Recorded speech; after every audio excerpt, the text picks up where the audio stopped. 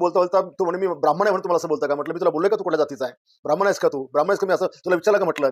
आणि मग तो म्हणे गोविंद पानसरे. म्हटलं मला काय घेणं गोविंद पानसरेची, ते वर गेलेत, जा तिकडे तू. तर हे या पद्धतीनं त्यांनी जी मुजुरी ठेवली, मी त्याला विचारत असताना तो जो सारखा सारखा मला डिसवत होता आणि त्याच्यामुळे त्याला मी शिव्या हासडल्या. त्याला मी जीभ हासडायची जी काही भाषा वापरली, 100% अशा माणसाची जीभ हासडलीच पाहिजे. आणि अशा पुस्तकांमध्ये जिथे शिवरायांचा विकृत इतिहास किंवा एकेरी भाषा, आम्ही नाही या महाराष्ट्रात शिवरायांचा अपमान सहन करू शकत.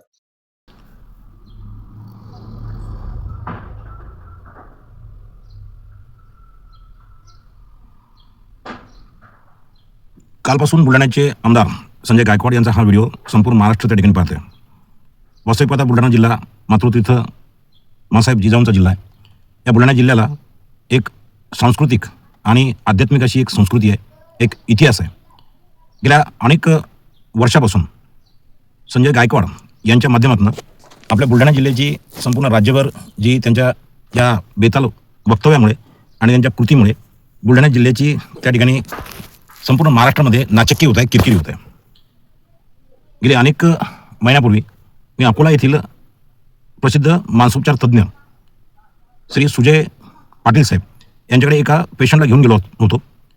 त्या पेशंटची सगळी चौकशी केल्यानंतर, त्यांची सगळी समरी घेतल्यानंतर डॉक्टर साहेबांची आणि माझी थोडी एक 10 मिनिटं चर्चा झाली. तो पेशंट माझ्या जवळचा घरचा पेशंट असल्यामुळे डॉक्टर साहेबांनी मला या पेशंटविषयी एक महत्त्वाचा विषय सांगितला.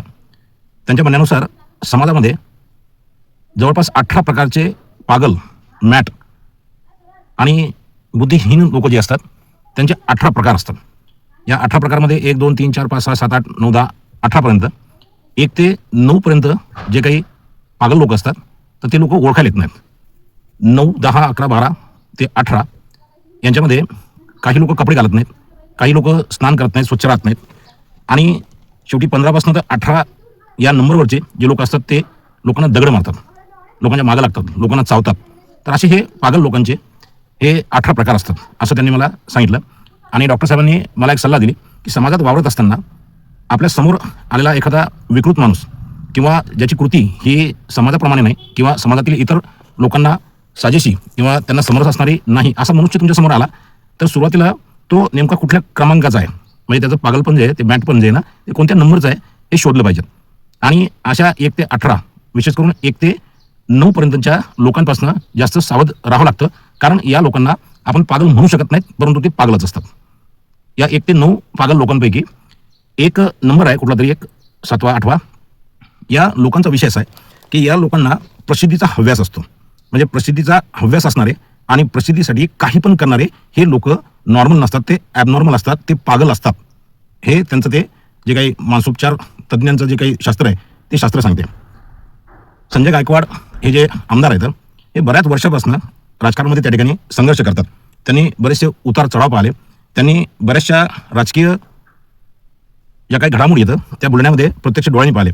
आणि सुरुवातीच्या काळामध्ये बुद्धीची कमी, शिक्षणाची कमी, त्याच्यानंतर जी काही आर्थिक कुमक असते त्याची कमी असल्यामुळे संजय गायकवाड यांच्यावर इतर पक्षातील लोकांनी आणि बऱ्याचशा नेत्यांनी खूप मोठा अन्याय, अत्याचार केला आहे. हे मी माझ्या डोळ्याने पाहिलं आहे. कारण माझं ग्रॅज्युएशन बुलढाण्यामध्ये झालं. संजय गायकवाडच्या बाबतीत ज्या काही घटना घडल्या, या घटनांमुळे संजय गायकवाडना समाजाबद्दल, नेत्यांबद्दल, आपलंच काम करणारे, आपल्यासाठी खस्ता खाणाऱ्या सगळ्या लोकांबद्दल एक प्रकारचा तिरस्कार निर्माण झालेला आहे. आणि त्यांच्या या सगळ्या तिरस्कारामध्ये भरीसभर की काय त्यांना प्रसिद्धीचा हव्यास लागलेला आहे. आजकालच्या सोशल मीडियामध्ये आणि हे काही टपरूट असे जे काही पत्रकार, काही यूट्यूब चॅनल्सवाले येतं, ज्या काही वाहिन्या येतं, या लोकांना माल मसालेदार असं काही स्टेटमेंट पाहिजेत की ज्याला ते प्रसिद्धी देतात. बुलढाणा जिल्ह्यामध्ये घडणाऱ्या बऱ्याचशा चांगल्या गोष्टी येतात, खूप चांगल्या गोष्टी करणारे लोक येतात. या सगळ्या गोष्टीला त्या ठिकाणी प्रसिद्धी न देता, चांगल्या नेत्यांना प्रसिद्धी न देता संजय गायकवाड सारख्या टपाल माणसाला त्या ठिकाणी प्रसार माध्यमं हे प्रसिद्धी देतात. आणि त्याच्यामुळे त्यांचा हा जो आजार आहे, हा 7व्या 8व्या क्रमांकाचा जो आजार आहे तो वाढीस लागला.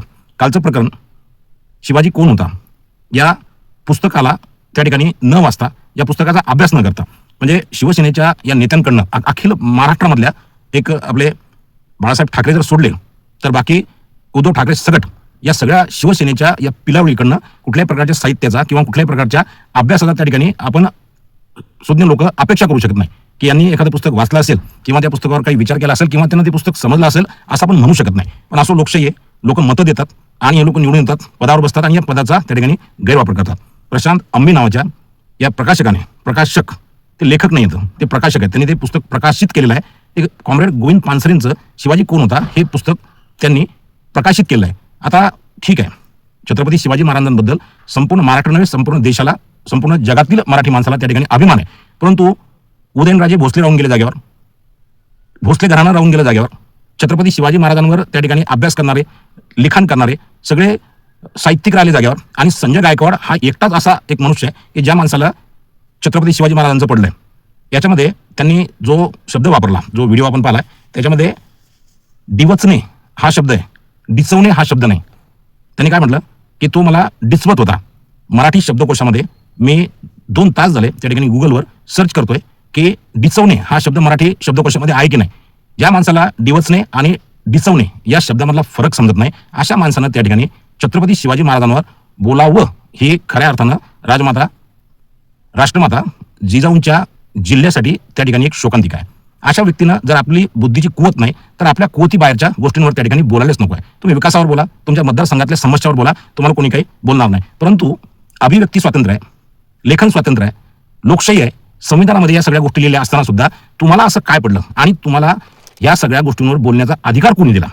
एक दुसऱ्या टर्ममध्ये निवडून आलेला आमदार, ना मंत्री, ना गृहमंत्री, ना कुठला राजशिष्टाचार मंत्री, काहीच नसताना फक्त प्रसिद्धीचा हव्यास, फक्त प्रसिद्धी मिळवण्यासाठी असे जे प्रकार करणारे हे जे आपले संजय गायकवाड साहेब आहेत, या संजय गायकवाडांना सर्व महाराष्ट्रातून त्या ठिकाणी लोक थू थू करतायत आणि यांच्या माध्यमातून संपूर्ण बुलढाणा जिल्ह्याची इज्जत त्या ठिकाणी जाते. मी याच्या आधीच्या व्हिडिओमध्ये एक बोललो होतो की केंद्रीय मंत्री प्रतापराव जाधव साहेब यांची एक सवय की ते त्यांच्या पक्षातील कुठल्याही कार्यकर्त्यांनी कुठल्याही प्रकारची चूक केली ते त्याला बोलत नाही. तर माझं म्हणणं आहे, किती दिवस शांत बसता तुम्ही? तुमचं हे सगळं जे आहे, तुमच्या संयमाचा या सगळ्याचं जो प्रदर्शन तुम्ही त्या ठिकाणी करताय, तर हे किती दिवस करताय? कधी ना कधी एकदा प्रतापराव जाधव साहेबांना संजय गायकवाड या व्यक्तीला त्या ठिकाणी समज द्यावी लागणार आहे.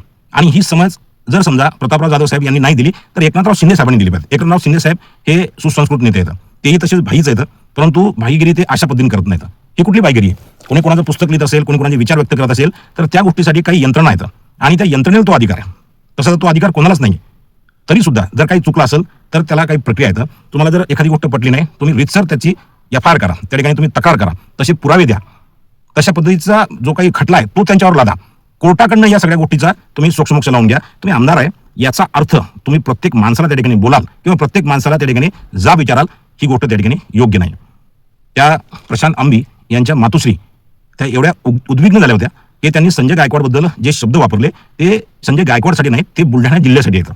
की या बुलढाणा जिल्ह्यामध्ये अशा प्रकारचे महाभाग जे आहेत ते पदावर बसले आहेत आणि अशा प्रकारची जे काही म्हणजे मानसिक दिवाळखोरी जी आहे ती दुसऱ्यावर लादण्याचा ते प्रयत्न करतात. तुम्ही त्या आमदार निवासमधल्या माणसाला, कॅन्टीनवाल्याला मारलं, ठीक आहे.